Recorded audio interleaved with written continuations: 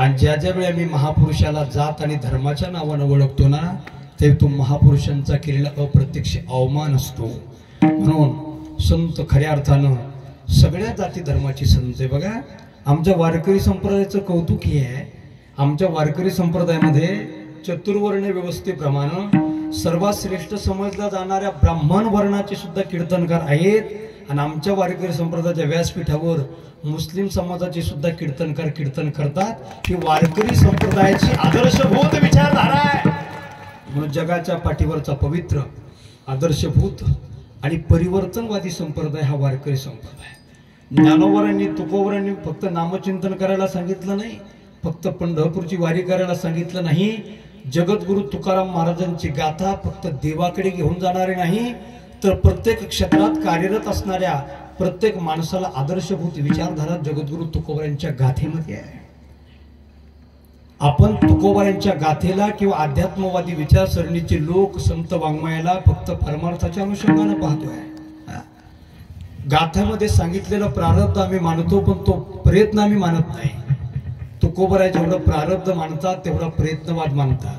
आणि परिवर्तनवादी विचार संतांचा आहे. संतांनी दाखवलेला परिवर्तनाचा विचार जर आपण पुढे घेऊन चाललो तर नक्की हे जगामध्ये सर्वात मोठं परिवर्तन झाल्याशिवाय राहणार नाही.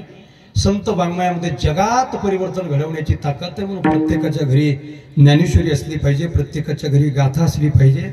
जगाच्या पाठीवर अनेक संप्रदाय जन्माला आले, उदयाला आले, लोप पावले, पण हा वारकरी संप्रदाय ना भूतो ना भविष्यती. जोपर्यंत चंद्र सूर्य आहे तोपर्यंत वारकरी संप्रदाय राहणार नाही. ऐका ऐका, जोपर्यंत चंद्र सूर्य आहे तोपर्यंत वारकरी संप्रदाय राहणार नाही.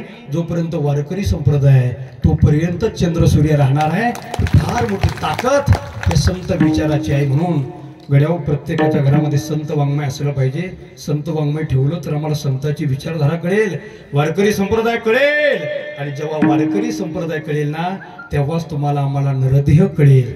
हा महाराज म्हणतात, नाही बिडभार तुका म्हणे सानाथोरा. मी सगळ्यांना एकत्र करून धर्माच्या पालनाचं पवित्र काम करतो. अभंगाच्या चारही चरणाचा भावार्थ तुम्हा सगळ्यांच्या समोर मांडला. बोलण्याच्या ओघामध्ये जवळपास 13 मिनिटाचं वेळेचं अतिक्रमण मी केलं ना, अतिक्रमण मी केलं. आणि हे जेवढं महत्वाचं तेवढं ते सुद्धा महत्वाचं आहे की नाही. जेवण सुद्धा महत्वाचं आहे. म्हटलं 10 मिनिटं लांबलं तरी चालेल. त्याबद्दल सर्वांची दिलगिरी व्यक्त करतो.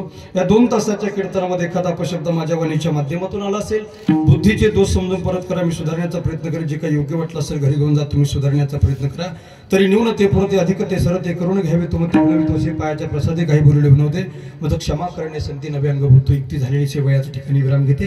पुन्हा एकदा गायनाचार्य महाराज म्हणजे आमचे काळे महाराज आहेत. आमच्या